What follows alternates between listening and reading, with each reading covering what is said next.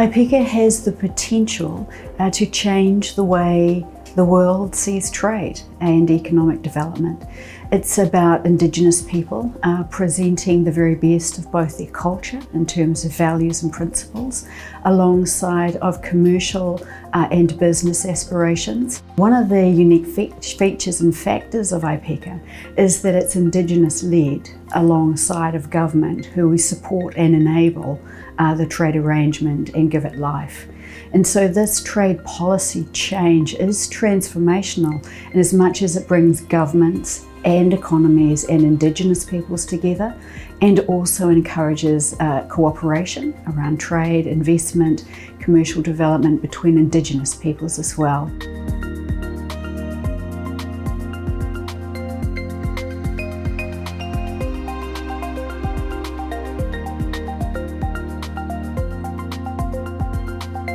Indigenous trade has always occurred over millennia, and in recent years, maybe the last 20, 30, 40 years, Indigenous economies, Indigenous business has grown to the point where, for example, in Aotearoa, New Zealand, Māori represent almost 50% of forestry in our country, 30 to 35% of red meat and dairy exports in our country, along with an emerging profile in renewable energy, horticulture, viticulture, and the list goes on.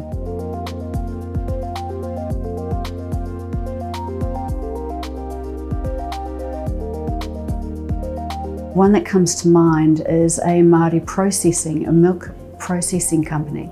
It's called Miraka, and Miraka means milk in Māori. And so what they have done is they've taken a collective of Māori landowners.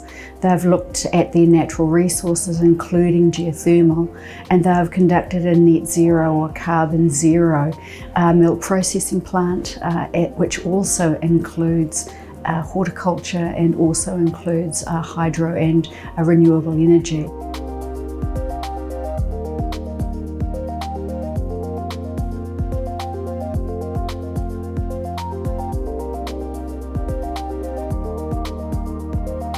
think the way that we think about the world and how we interact with our natural world and our business world as Indigenous people is sustainable. It is intergenerational. We do pay great respect to our elders, our past generations, whose decision making has enabled us to live better lives.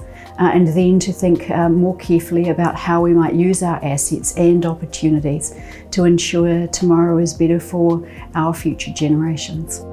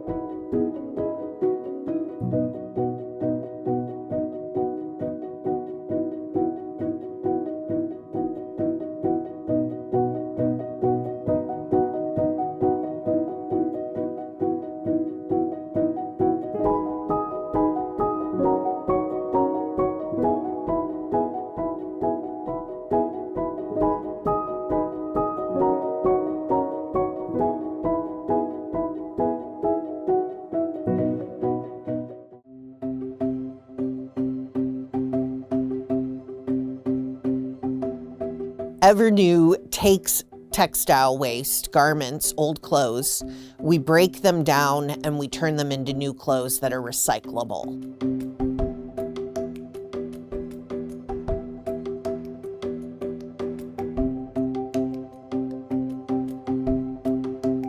We have over 50 million metric tons of clothing waste in circulation every year worldwide. Right now, there are no solutions to keep these garments in perpetual circulation.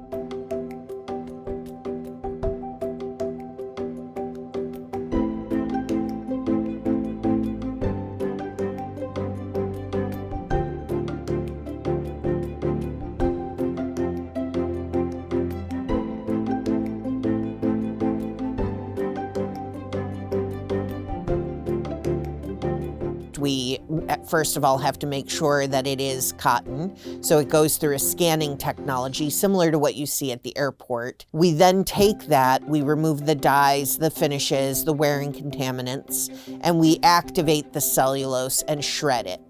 From there, we essentially dissolve the garment waste and we turn it into what looks like a really thick paper pulp. And then that pulp can be pressed and dried and rolled and then shipped around the world to producers who currently make fiber from wood pulp. Now they can make fiber from cotton garment waste. We then convert that pulp into a new fiber that's made from 100% waste content, and then we can make new yarns and new fabrics and new garments.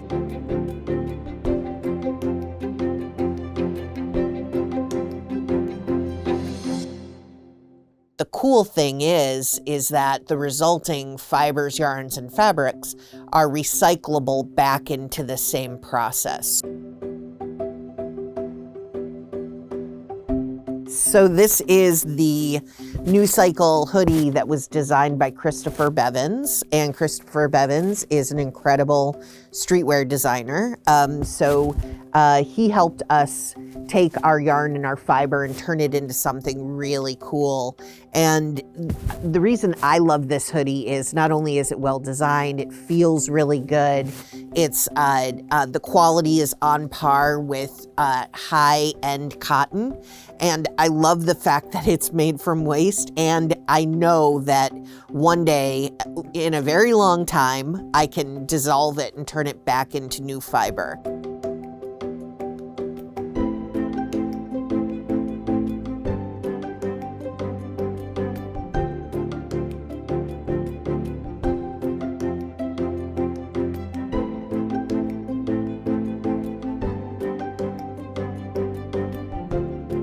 The collateral damage of the global apparel industry is pretty massive. You've got a lot of resource extraction on the front end. We've got a colossal amount of waste on the back end. If we can keep these resources out of landfills, that methane creation cannot occur. That methane can be taken as a credit, and that's where we get the biggest impact reduction system-wide.